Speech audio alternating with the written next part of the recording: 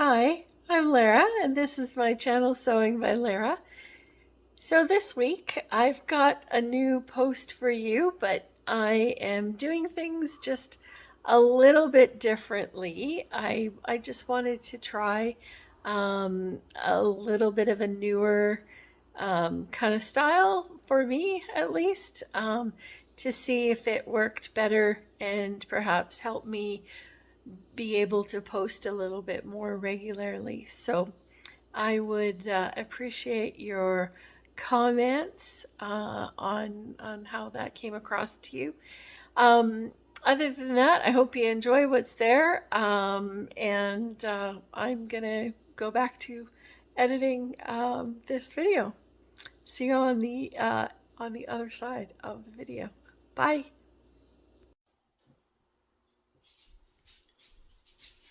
Hi. So I made myself another Stanton hoodie from Cashmerette. This is my third one. Now, as you can see, I ran into a little bit of problems because you see how not only tight this is here, but it really is bunched up. And particularly if I lift up the hood and you look at the back, you can see that I forgot to stay stitch. And it really actually is pretty important, especially with this type of fleece. It just tended to grow on me. This is probably a pretty poor quality fleece because the other fleeces that I made this out of, I certainly didn't have that much of a difficulty. But because of how it turned out, it's really close fitting under the arms. And it's, I think, a little bit shorter than what it should be. It just hits my high hip, the top of my hip bone. So, you know, it it probably doesn't have enough. There's a bit of restriction in the shoulders, especially on the back. But again, I finished it. I don't hate it enough or feel restricted enough that I am gonna toss it. I'm gonna keep it because I have gotten to the point that I find that having some warmish workout wear clothing or toppers like this that I can wear over my workout gear is helpful. Even in the summer, today it's about 16 degrees outside and a bit chilly.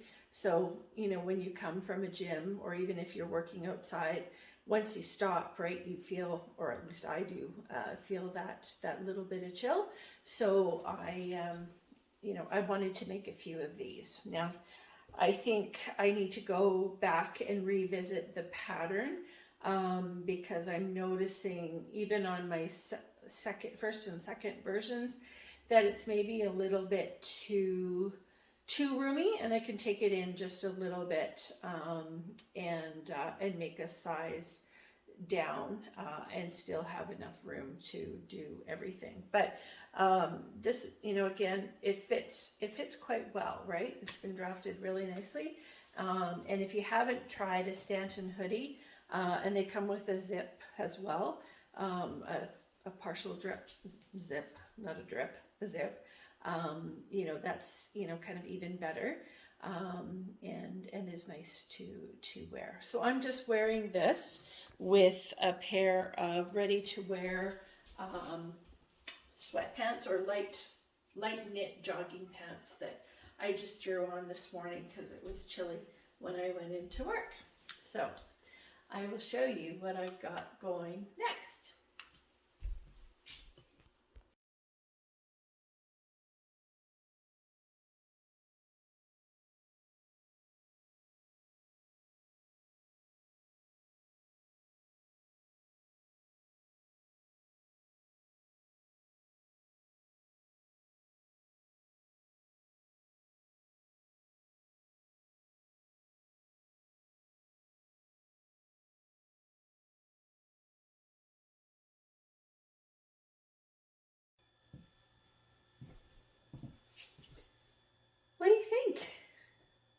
I've had this fabric in my stash for about 10 years now. And I originally bought it to line a coat. And I didn't end up making the coat. In fact, I gave the fabric away to someone because I didn't like how it actually looked on me, like the colors of it. So this bright orange is probably not quite my color, but it's got enough of other colors that are in my color palette that I can get away with it. So I'm wearing it with a pair of ready-to-wear linen pants from H&M that I picked up in the clearance last fall. I think I ended up getting them for like $12.99, so it's a really good deal. And again, the color is one of those ones that's in my color palette, and so it helps fit into my closet. So as you may know, I made a one shoulder top in a knit from Pattern Emporium. This is a one shoulder top in a woven, and it is a Simplicity or Butterick pattern. I'll have to go find it and put it in here so you can see it. But I modified it slightly in that there was supposed to be a zipper here. And I didn't put that zipper in because when I did the measurements, I thought that there would be enough kind of tightness through here that I wouldn't need it. Now that didn't end up working out well, and I needed to take it in, and I still probably could take it in here a little bit more, like probably half an inch on either side, just to get it a little bit more secure. But I ended up making a facing, as you can maybe see here. And in this facing, I put, like in between the layers of the facing and the outer fabric, I put a piece of clear elastic that goes from about here to the same spot on the back. And my hope was that it would pull it in tighter to the body. And it did that, but still not enough. So I'm thinking about taking this pattern because I do like it. I do really like it, and has, I'll just pull it out so you can see. You know, it's loose, like it, you know, it fits well from here kind of down. But I just need to do a little bit more tweaking. So I think instead of cutting it out as size 24 around the bust, I'm probably going to go down to a size 20 and then grade out for the hips and the tummy. And that hopefully will be enough. So I can't decide whether I want to wear it out or partially tucked or fully tucked in. So if you got an opinion about what you think kind of looks better, please let me know. I would appreciate it.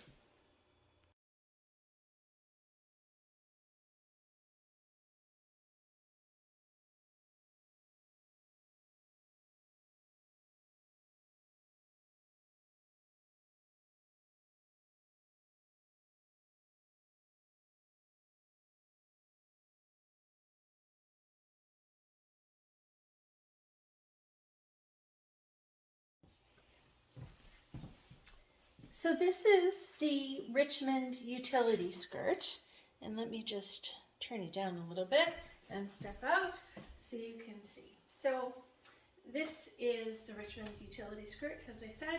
This is a pattern by Style Arc, and I had great hopes for this.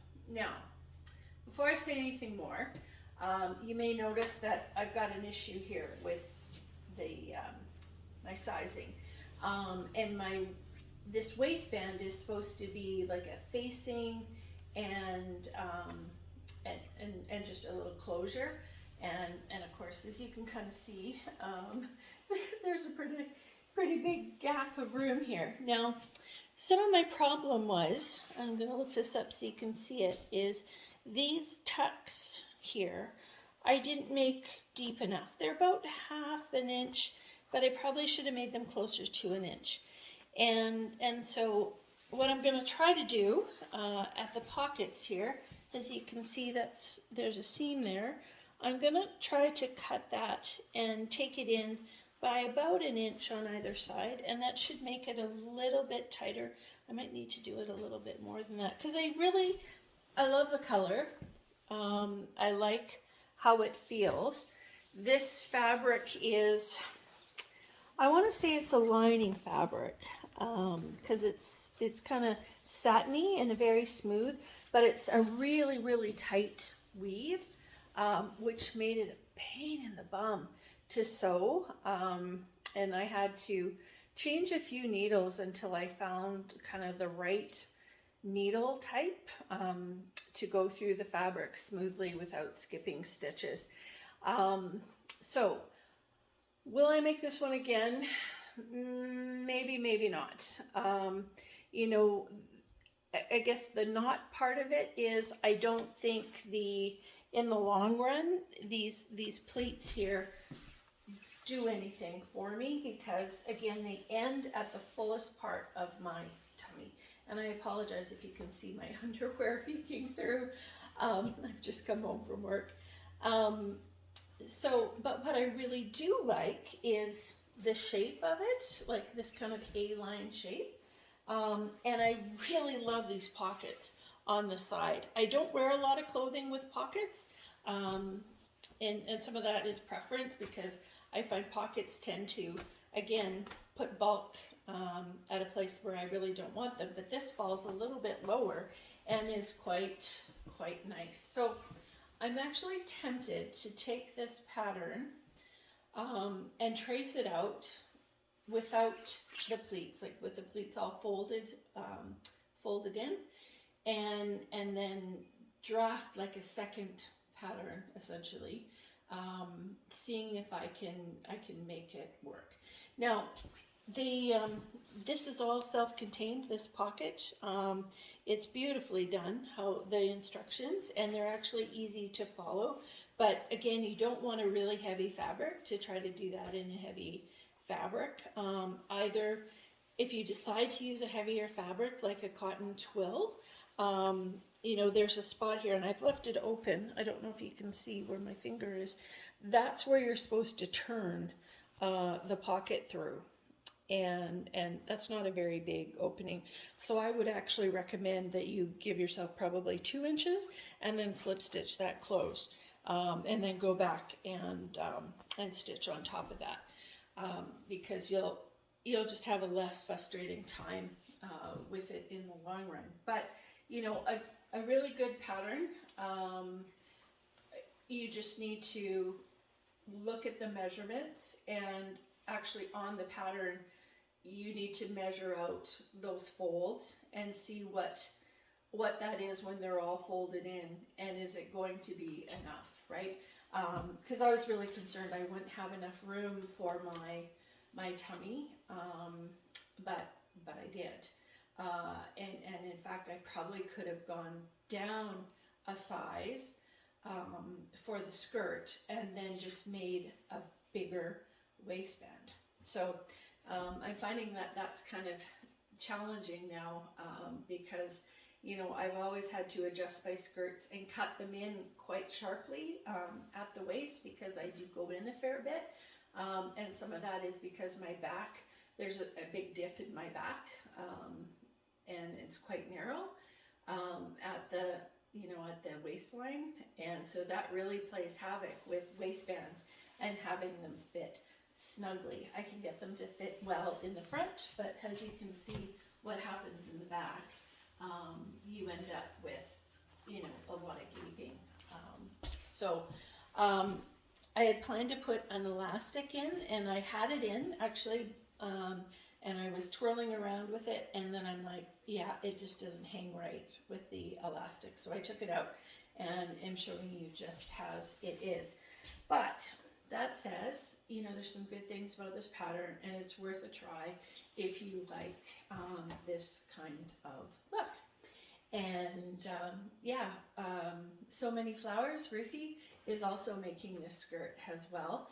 This is one of my skirts that I have on my Make 9, so I can say that it is 99% done, because I need to just take it in a little bit here, and then it's good to go.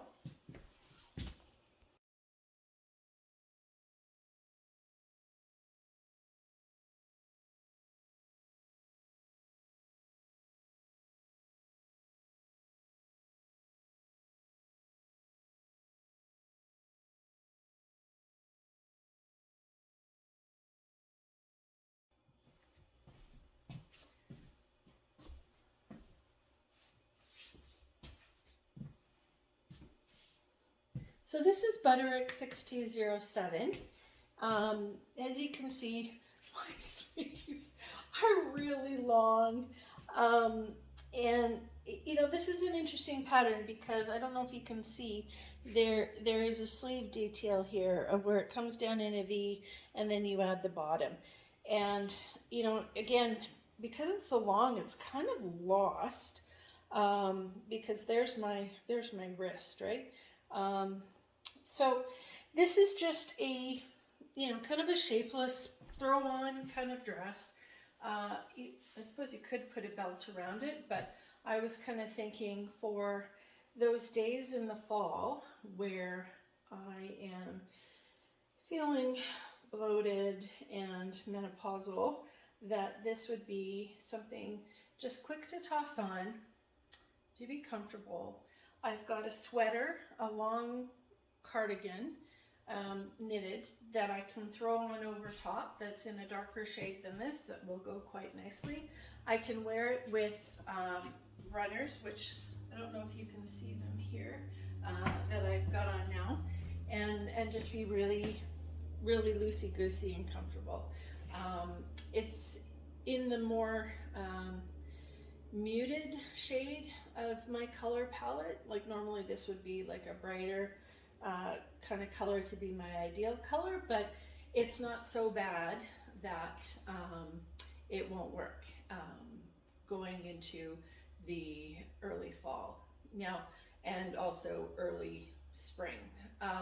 One of the things that I find being a spring color palette, because the colors are warm, bright and clear, definitely clear, sometimes it's a challenge to dress for the fall because you're just a little too bright, because often the designer's color palettes are more muted in shades like this. So I've been trying to think ahead into fall and think about how can I mute my kind of favorite colors just slightly so that they don't overpower but still look really good and give me, you know, a few options in my wardrobe. So you know, this has got like a grandfather hem on it, so you can maybe see there, which I quite like. The only thing again that I need to go and fix is the sleeves. You know, I didn't realize until I had finished it and tried it on that the sleeves were so very long. So I'm actually tempted to, like, so here's the seam for that V. I'm actually tempted to lop it off there and have it like, you know, just to elbow length sleeves, because they are quite big. But you know, once it gets colder, to have a longer sleeve. I don't have a lot of longer sleeves in my closet, so I'm debating, you know, how high do I want to go, right? Do I want to keep it, you know, 3/4 length, elbow length? Anyways, if you've got an opinion, let me know, and I'll see if I can follow that, because I'm just really unsure. So I'm going to put that in the closet until a little bit later, and then until I know what I'm doing, and then I'm going to repair it and be able to wear it come the fall.